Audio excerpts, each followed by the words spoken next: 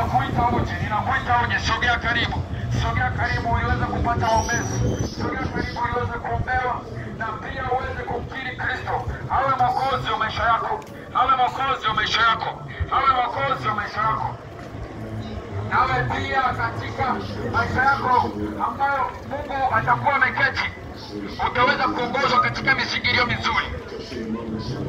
Hata kama kesho utakuwa hujui kwamba utakula nini, Mungu atakupatia cha kukulisha. Hata kama kesho utakuwa hujui kwamba utafanya nini, Yesu atakupatia cha kukuvalisha. Haleluya. Sasa ni wakati wa kumkimbia Yesu pasipo kupoteza muda.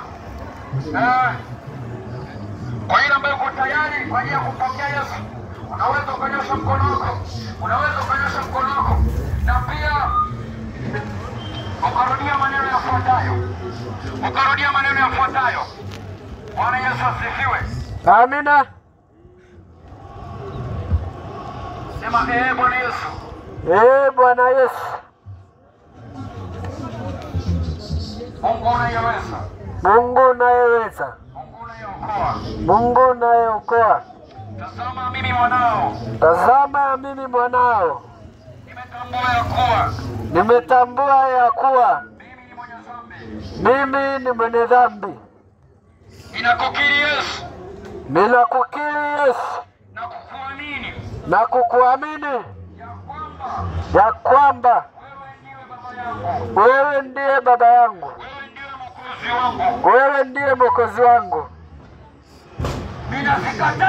Ninazikataa nila zote za wachawi, za waganga na mizindiko yote. Ninaikataa kwa jina la Yesu. Ninakupokea wewe Baba. Udumu katika moyo wangu. Utembee pamoja nami. Uishi pamoja nami. Kuanzia leo. Yesu. Ninakuomba ulifute jina langu pamoja na makosa yangu katika kile kitabu cha hukumu. Na pia uliandike jina langu katika kile kitabu cha uzima wa milele. Katika kile kitabu cha uzima wa milele. Tangia sasa ninakukubali. Baba wa milele. Uwe mwokozi wa maisha yangu. Uwe mtetezi wa maisha yangu. Katika jina la Yesu. Amen. Amen. Baba mtakatifu, Mungu mwenye nguvu, ninakuomba ewe Mungu usiyeshinda kamwe, ewe Mungu usiyeweza kutudanganya. Umesema ya kwamba kila atakaye kukubali na kulitii neno lako utampokea. Baba, onekana juu ya mwanao ambaye ameweza kukubali. Amekukiria kwamba wewe ndiwe Kristo. Amekukiria kwamba wewe ndiwe waweza. Amekukiria kwamba wewe ndiwe unatosha. Amekukiria kwamba wewe ndiwe utakayekuwa kiongozi wa maisha yake. Hataweza kutumia akili zake, hataweza kutumia fahamu zake pasipo kukuhusisha wewe.